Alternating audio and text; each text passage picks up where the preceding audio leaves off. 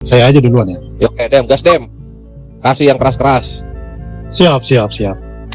Oke, selamat malam semuanya yang hadir di sini. Topik malam ini mengenai orang Kristen seperti apa yang masuk neraka. Sebelumnya saya mau sampaikan bahwa di dalam kekristenan tidak semua orang Kristen itu masuk surga. Di dalam Matius 7, Yesus mengatakan, Matius 7 ayat 21. Salah lagi, sorry kawan-kawan ya. Waduh, Alkitab saya bermasalah nih. Dimatikan timernya dulu, sorry. Saya screen dulu ya, Matius 7 ayat 21. Dikatakan, bukan setiap orang yang berseru kepadaku Tuhan, Tuhan akan masuk ke dalam kerajaan sorga, melainkan dia yang melakukan kehendak Bapakku yang di sorga. Tolong di mute dulu. Jadi, di sini poinnya adalah, bukan semua orang yang percaya kepada Yesus sebagai Tuhan akan masuk ke dalam kerajaan sorga. Tetapi orang yang masuk dalam kerajaan sorga adalah orang yang melakukan kehendak Bapa. Nah, di sini timbul pertanyaannya, apakah kehendak Bapa itu? Kehendak Bapa ada dalam Yohanes 6 ayat 40. Sebab inilah kehendak Bapakku, yaitu supaya setiap orang yang melihat anak dan percaya kepadanya tidak binasa, melainkan memperoleh hidup yang kekal. Jadi kehendak Bapa itu melihat Yesus sebagai anak Allah dan percaya kepadanya, maka dia akan memperoleh hidup yang kekal. Melihat itu bukan hanya melihat saja dan percaya saja, tetapi dalam konteks kita melihat, dalam arti kita harus melakukan juga segala sesuatu yang Kristus ajarkan kepada kita sebagai umat Kristen atau pengikut Kristus. Kristen itu kan artinya pengikut Kristus. Jadi sebagai pengikut Kristus, kita wajib untuk melakukan segala sesuatu yang Kristus ajarkan. Ini kata manusia. Lu gak tolong di mute dulu. Jadi bukan hanya melihat dan percaya saja, tetapi kita juga harus melakukan segala sesuatu yang Bapa kehendaki yang diajarkan oleh sang anak. Seperti yang tertulis dalam Yohanes 3 ayat 36. Barang siapa percaya kepada anak, dia memperoleh hidup yang kekal. Tetapi barang siapa tidak taat kepada anak, dia tidak akan melihat hidup, tetapi murka Allah tetap ada di atasnya. Jadi walaupun orang sudah melihat anak dan percaya kepadanya, tapi kalau tidak taat kepada perintah-perintah sang anak itu, ajaran sang anak itu, maka dia tidak akan mungkin masuk ke dalam kerajaan sorga. Waktu saya masih 2 menit. Di dalam pengajaran Yesus menyatakan ketika dia naik ke sorga, dia mengatakan dalam Markus 16 ayat 16, siapa yang percaya dan dibaptis akan diselamatkan, tetapi siapa yang tidak percaya akan dihukum. Jadi orang yang diselamatkan itu adalah orang yang melakukan segala perintah daripada sang anak itu, salah satunya tentang baptisan. Jadi kita harus melakukan segala sesuatu yang Kristus ajarkan kepada kita sebagai pengikutnya. Dalam kata lain, selama orang Kristen itu dia hidup dan dia percaya kepada Kristus, jika dia tidak percaya kepada Yesus, maka nasib dia, jika dia tidak taat kepada Kristus, maka nasib dia akan sama seperti yang disampaikan oleh Yesus dalam Matius 7 ayat 21 sampai 23. Di sana dikatakan bahwa mereka berseru kepada Yesus, mereka melakukan mujizat-mujizat pakai nama Yesus, mengusir setan demi nama Yesus. Tetapi kalau tidak melakukan kehendak Bapa, mengikuti kehendak Bapa, maka ya upahnya neraka jahanam, tidak akan masuk ke dalam kerajaan sorga. Mengikuti kehendak Bapa seperti yang tadi saya jelaskan, taat kepada ajaran Kristus. Seperti apa ajarannya? Ajarannya ada dalam Matius 5 yang dijabarkan oleh Yesus mengenai penggenapan hukum Taurat, yaitu kasih karunia. Yohanes 1 ayat 18 dikatakan, ayat 17, hukum Taurat diberikan kepada Musa, tetapi kasih karunia dan kebenaran datang oleh Yesus Kristus. Sebagai orang Kristen atau pengikut Kristus, kita wajib untuk mengikuti hukum kasih karunia. Jika seseorang atau umat Kristen dia tidak mengikuti ajaran kasih karunia, percayalah bahwa dia tidak akan masuk ke dalam kerajaan Allah, seperti kata Yesus dalam Yohanes 3 ayat 36. Ajaran kasih karunia yang Yesus sampaikan, misalkan kasihilah musuhmu, balaslah kejahatan dengan kebaikan, dan segala sesuatu tentang hukum kasih karunia yang dia katakan harus dijalankan oleh orang Kristen, seperti yang dilakukan atau yang dikatakan juga oleh para rasul. Kasih itu lemah lembut, kasih itu murah hati, kasih itu sabar, kasih itu menutupi banyak dosa. Pokoknya kasih itu sempurna. Kasih itu tidak ada celah dan tidak ada dosa di dalamnya. Kasih itu sempurna. Maka itu kita harus hidup di dalam kasih itu supaya kita sama seperti Bapa di sorga. Seperti yang Yesus katakan di dalam Matius 5. Sebab itu kamu harus sama seperti Bapamu di sorga adalah sempurna. Bagaimana kita dapat menyempurnakan diri kita? Yaitu kita hidup dalam kasih karunia, supaya memperbaiki hidup kita, memperbaiki diri kita, agar menjadi modal supaya kita diterima oleh Bapa di sorga. Kita diterima oleh Kristus supaya kita diselamatkan. Jadi dalam keimanan kekristenan, poinnya adalah percaya dan taat kepada segala ajarannya. Jika percaya saja dan tidak taat kepada ajarannya, maka tidak akan mungkin masuk ke dalam kerajaan sorga. Mungkin seperti itu opening statement dari saya. Kembali kepada kepada moderator monitor lagi.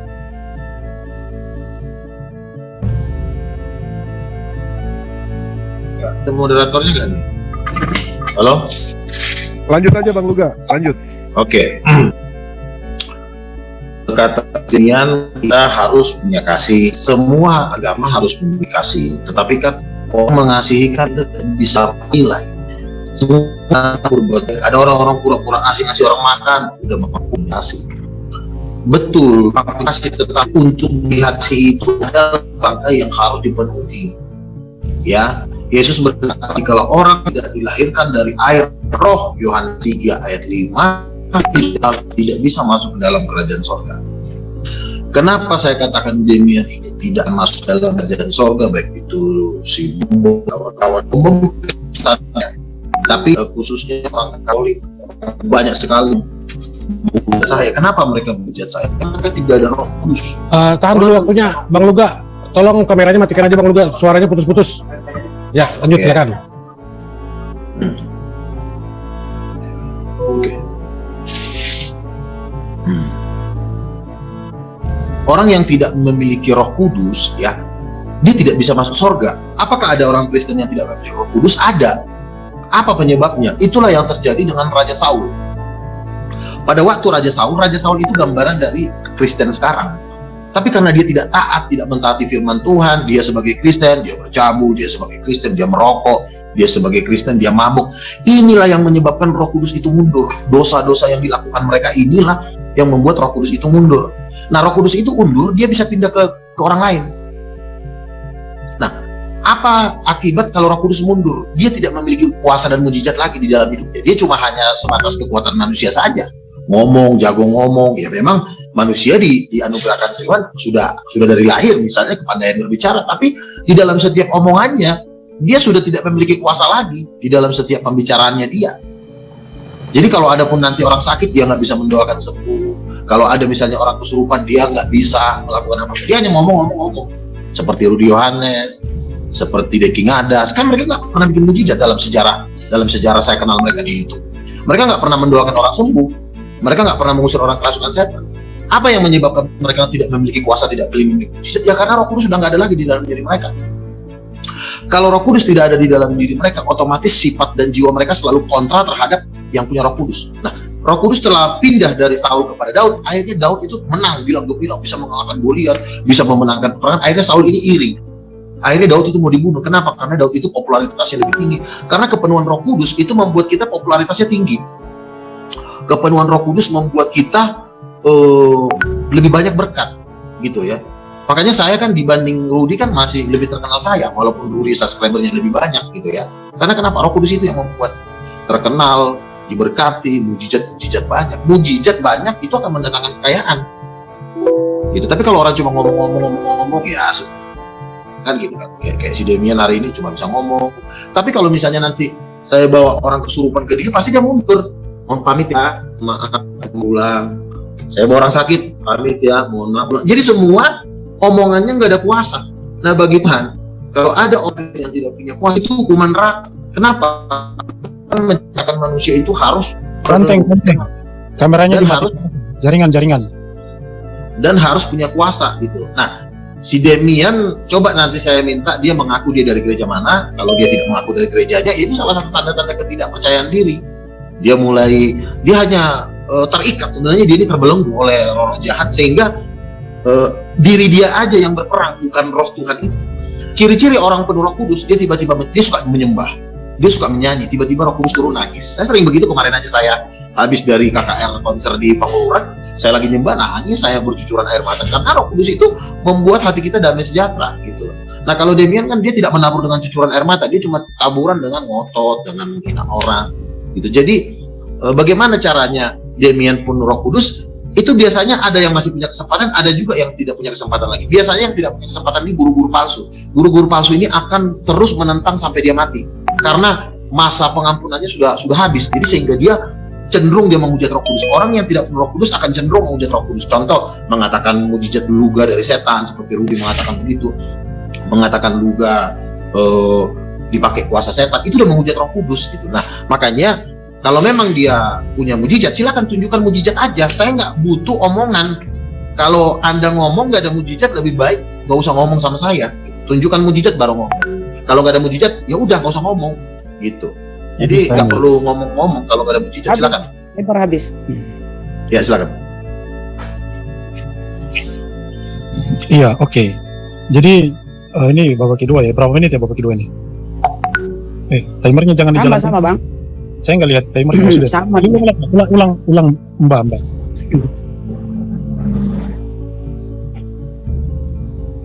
Oke, saya mulai ya. Saya pikir saya udah menjelaskan tentang siapakah orang Kristen manakah yang tidak masuk kerajaan surga. Saya pikir saya sudah menjelaskan sesuai dengan Alkitab. Tapi kalau Luga tadi dia tidak menjelaskan sesuai dengan Alkitab. Orang Kristen siapakah yang nanti masuk surga? Dia hanya ngomong tanpa dalil. Tapi dari tadi itu saya pakai dalil. Mujizat kan saya udah bilang, mujizat aja lu jawab punya apa enggak. Bukan perdebatan jawab pertanyaan saya. Saya mau jawab, makanya lu diam dulu. Timernya diulang dulu. Silakan dijawab. Lagi-lagi dia mujizatnya kamu mana? Tunjukkan mujizat baru ngomong. Kalau nggak punya bang, saya nggak ada mujizat, ngomong jujur.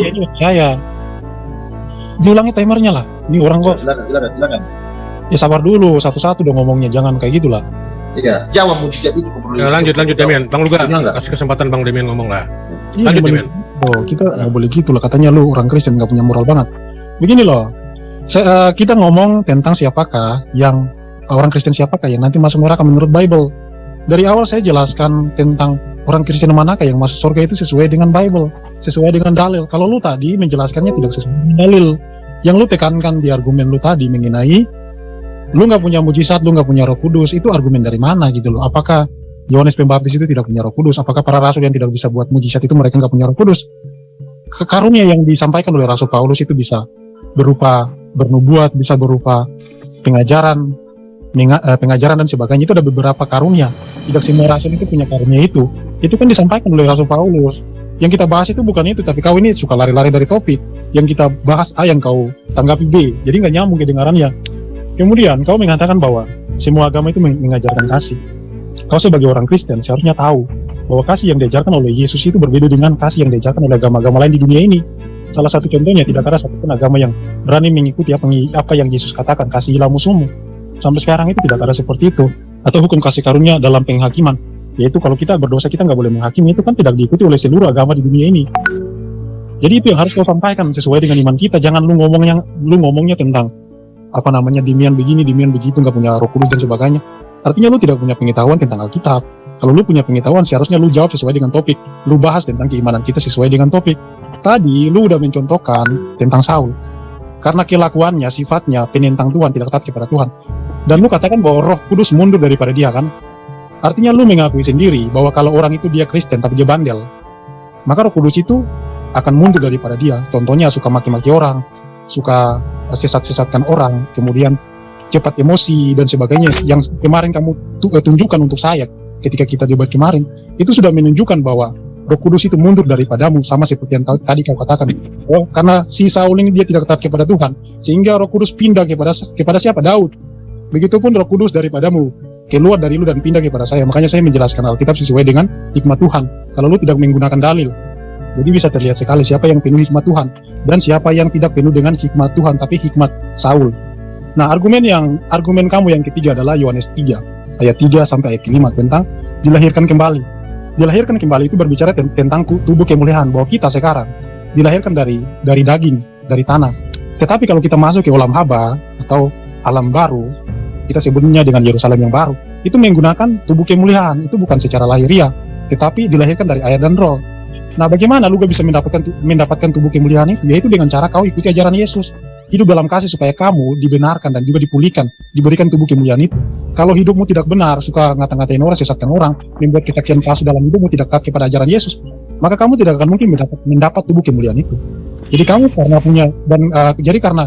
kamu merasa bahwa kamu sudah punya mujizat, kamu sebagai nabi, sehingga kamu menjadi sombong dan mengata-ngatain orang, sehingga kamu tidak taat kepada ajaran-ajaran Yesus.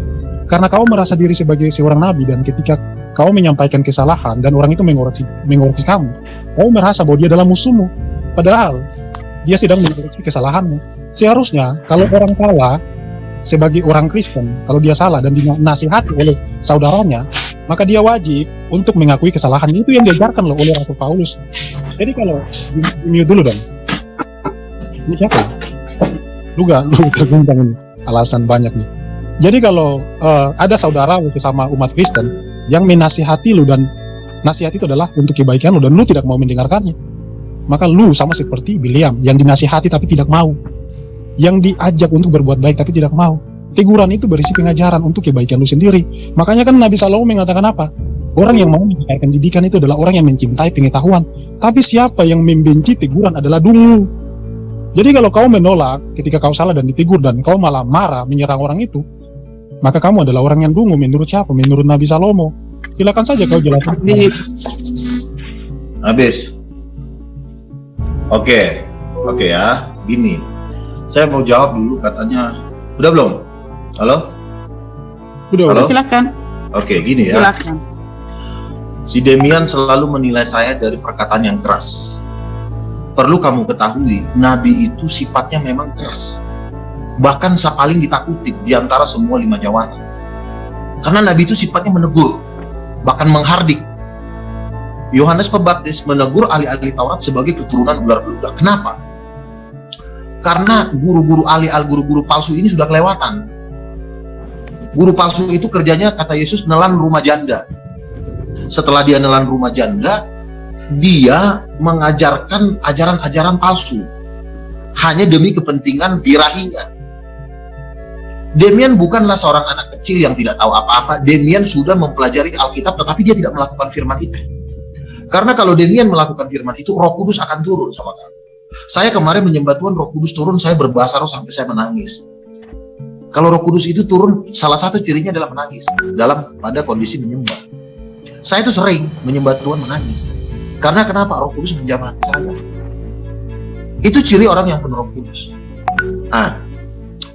Seorang nabi memang itu perkataannya keras. Saya coba bacakan ya di dalam kitab Yeremia. Ini adalah ayat yang dipakai Tuhan untuk dalam pelayanan saya. Inilah sifat-sifat nabi. Ketahuilah, Yeremia 1 ayat 10, ketahuilah bahwa hari ini aku akan mengangkat engkau atas bangsa-bangsa dan atas kerajaan-kerajaan untuk mencabut dan merobohkan dan membinasakan dan meruntuhkan, untuk membangun dan menata. Jadi ciri nabi itu dikatakan di dalam kitab Yeremia tadi ya, Yeremia 1 itu untuk meruntuhkan. Jadi kalau saya meruntuhkan kamu jangan bilang saya kasar. Namanya orang meruntuhkan itu harus gede, menggelegar ya. Yeremia 1 ayat 10, ketahuilah pada hari ini aku mengangkat engkau atas bangsa-bangsa dan atas kerajaan-kerajaan untuk mencabut, merobohkan, untuk membinasakan dan meruntuhkan. Setelah itu untuk membangun dan menata. Gitu loh. Jadi kamu tidak bisa menilai orang hanya dari hardikan. Kan saya bilang kamu ular, kamu anak iblis, jangan salah.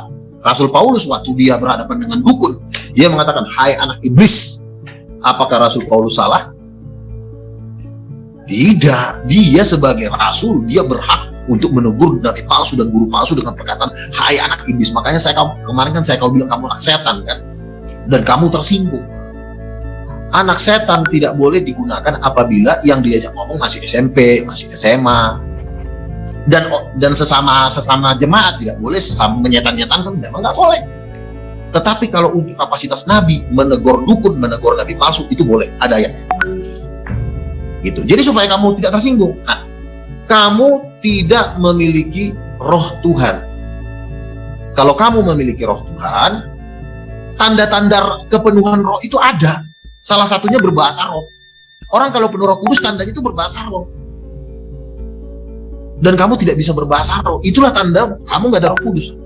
Orang Islam pun tidak bisa berbahasa roh karena mereka tidak punya Roh Kudus, sama dengan kamu. Orang Yahudi, orang Katolik sama-sama tidak bisa berbahasa roh, senasib dan sepenanggungan dengan kamu. Saya bisa berbahasa roh. Nah, bahasa roh itu tanda orang penuh Roh Kudus.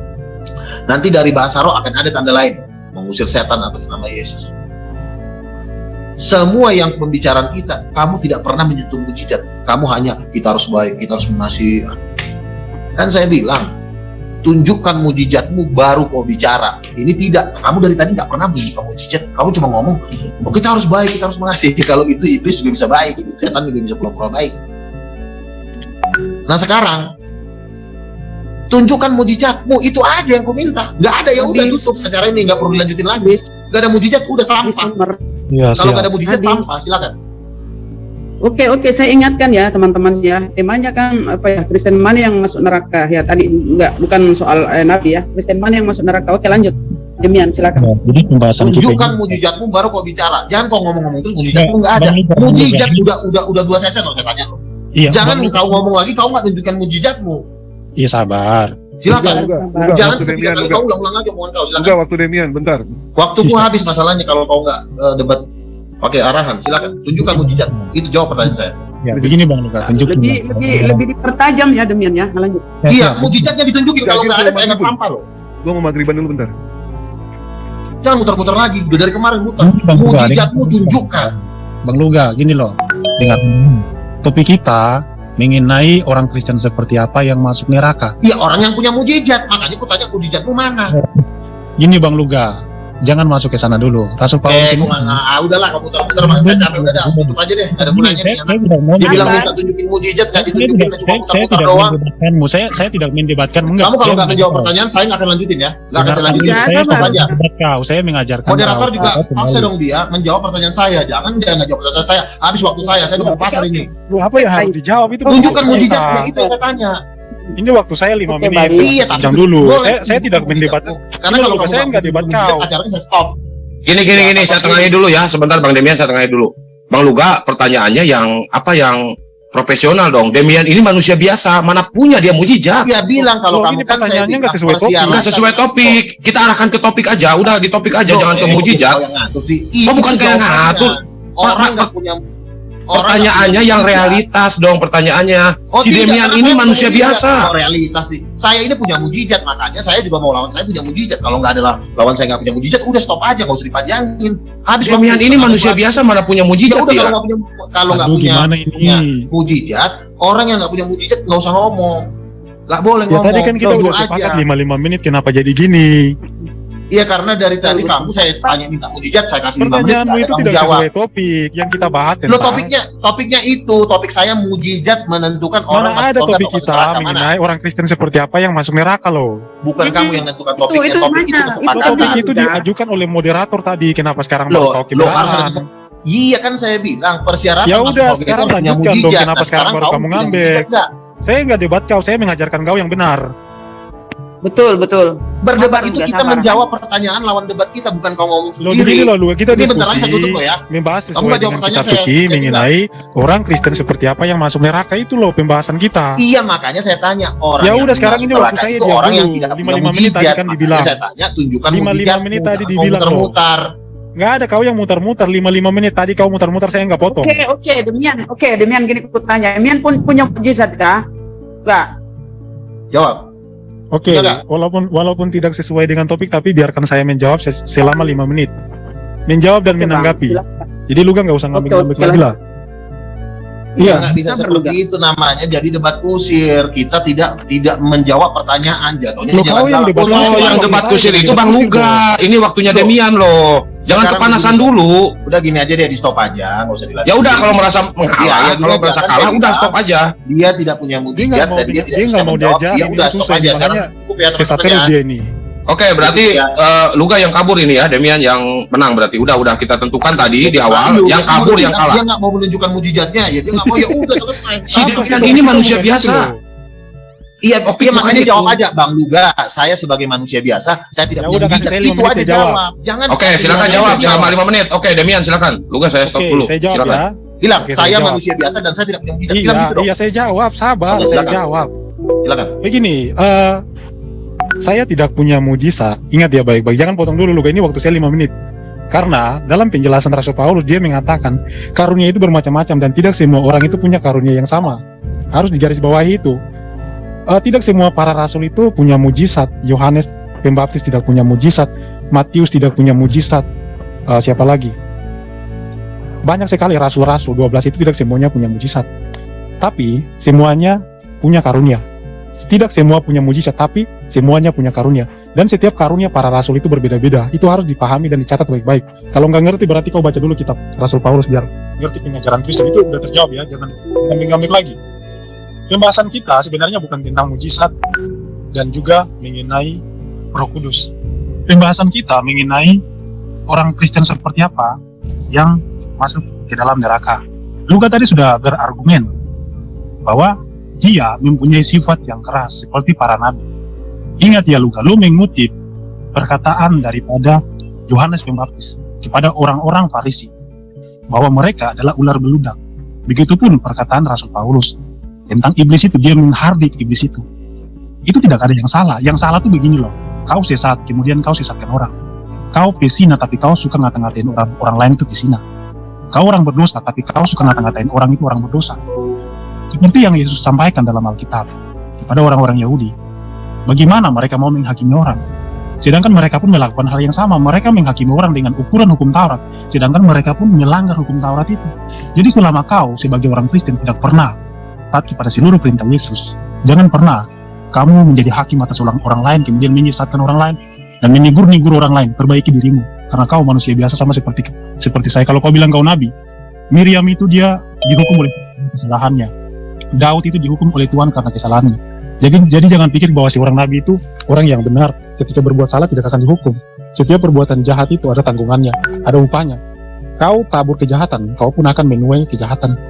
Jadi setiap ajaran Kristus itu dia ada tolak ukurnya. Ketika kamu sebagai orang Kristen mengikuti sifat yang tidak diajarkan oleh Kristus, maka kamu itu bukan murid Kristus. Yang Yesus katakan di dalam Alkitab juga, domba-dombaku mengenal suaraku, karena apa yang Yesus sampaikan, yang Yesus ajarkan, itu dilakukan oleh domba-dombanya. Sehingga mereka itu yang disebut sebagai mendengarkan suara Yesus. Tapi kalau kamu ngaku sebagai orang Kristen, kau sesat tapi suka sesatkan orang, kau bejat tapi suka bejatkan orang, mulut kau kotor tapi bilang mulut orang lain kotor, maka kamu secara tidak langsung telah melanggar perintah Yesus.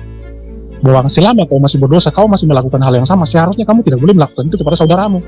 Perbaiki dulu dirimu sebelum kau menghakimi orang lain. Saya mengatakan seperti ini bukan karena saya sedang menjatuhkan dirimu, enggak. Saya menjelaskan, saya menasihati kau, dan saya pun memperbaiki diri saya. Saya bukan orang yang benar. Tapi mari kita sama-sama untuk mengikuti ajaran Tuhan Yesus di dalam perjanjian baru tentang hukum kasih karunia. Kita diterima oleh Tuhan Yesus. Kan di dalam Yohanes 3 ayat 36 dikatakan, barang siapa percaya kepada anak, dia akan memperoleh hidup dan kekal. Tetapi barang siapa tidak taat kepada anak, dia tidak akan memperoleh hidup. Dia tidak akan melihat hidup, melainkan murka Allah tetap ada di atasnya. Jadi seperti ayat yang tadi kau bawa dalam Yohanes 3 tentang tubuh kemuliaan. Kalau hidupmu tidak benar, jangan harap bahwa kamu akan bisa memperoleh tubuh kemuliaan yang tadi kamu kutip di dalam Yohanes 3 itu tentang tubuh kemuliaan. Jadi perbaiki diri kita masing-masing. Saya enggak, kalau kau menyampaikan kebenaran, saya enggak akan mengkritik kau. Tapi karena kau menyampaikan yang tidak benar, makanya saya luruskan. Masa orang luruskan kesalahan, kamu lawan gitu loh. Para rasul saja menjelaskan kalau kita salah, ya kita akui kesalahan kita. Gak usah kita menganggap orang yang menasihati kita itu sebagai musuh. Saya nggak pernah anggap kau sebagai musuh. Tapi ketika saya melihat kau masuk di sum-sum Islam, dan juga saya lihat kau debat dengan anak Batak itu, kata-katamu itu pantas, belum kata-katamu dan moralmu itu tidak pantas, tidak mencerminkan kekristenan. Makanya kemarin saya habis. Oke. Sekarang saya jawab. Saya mengusir setan dari orang kerasukan setan, dan tiba-tiba sembuh, mulutnya udah berbusa, tiba-tiba sembuh. Lalu kamu datang, saya mau nasihatin kamu juga, kamu jangan begitu juga. Kamu itu kalau kamu dikasih tahu kamu diam juga. Baru saya mengusir setan lagi, sembuh. Lalu si Demian datang lagi, kamu jangan begitu juga, kamu tuh salah juga, kamu salah. Kan orang gila berarti orang seperti ini kan? Kita menyembuhkan orang, kita mengusir setan, lalu dia nasihatin kita. Orang stres nggak orang seperti ini? Stres, masuk neraka orang seperti ini. Lalu saya menyembuhkan orang buta, tiba-tiba melihat, lalu dia marah. Kamu jangan gitu dong juga. Kamu nggak boleh gitu. Kamu jangan marah-marah dong sama ahli Taurat. Padahal orang buta dicelik. Itulah yang terjadi dengan Yesus. Yesus menjelikan mata orang buta, ahli Taurat. Yesus menyembuhkan orang sahabat, ahli Taurat marah. Yesus membangkitkan orang mati, ahli Taurat marah. Udah orang mati dibangkitkan, dia tetap nasihatin Yesus. Kau jangan gitu dong Yesus. Kau salah, kau dinasihatin, kau jaga dong, jaga perkataan. Ya wajar lah Yesus mengatakan alih orang keturunan berduga. Udah orang mati dibangkitkan, dia nasihatin Yesus. Sementara dia nggak berbuat apa-apa. Kata Yesus, mereka suka nelan rumah janda. Yesus lebih tahu isi hati mereka ini siapa. Dan saya pun tahu mereka ini siapa. Saya lihat dari kehidupan mereka. Percabulan, perjinaan, ke merokok, minum-minuman keras, saya tahu. Nah, orang-orang seperti kamu mau nasihatin saya, sorry. Ya, dan kami udah melihat kau di neraka. Karena kenapa? Kita bikin menculikkan mata orang buta pun kau marah. Kita mengusir setan kau marah. Giliran kau bercabul. Nah, itu makanya saya bilang gak nyambung sama dia ini. Lalu kamu bilang, saya ini karunianya itu kan beda-beda. Lihat Rasul Paulus bisa mengusir setan, si Matius bisa bikin. Iya, tetapi mereka itu bersatu, bukannya jadi ngelawan. Sekarang ku tanya, siapa pendetamu yang mujizat? Ada nggak pendetamu yang bisa bikin mujizat dan kau mempercayai pendeta itu? Pasti nggak ada. Karena semua yang menyembuhkan itu satu link. Saya ada Tony, Pastor Andi Simon, pendeta Paridi. Kita itu bergandengan tangan. Dan gua pun nggak pernah ditegur sama mereka mengatakan gua seperti bilang. Lu cuma bersembunyi, itu kan kayak beda-beda. Bukan karunia. Kalau karunianya beda-beda, mereka terus bergandengan tangan. Misalnya kau karuniamu enggak, kau nggak bisa mengusir setan. Ya kau bersatu dengan orang yang mengusir setan itu, supaya pada waktu ada orang kerasukan setan, kau bisa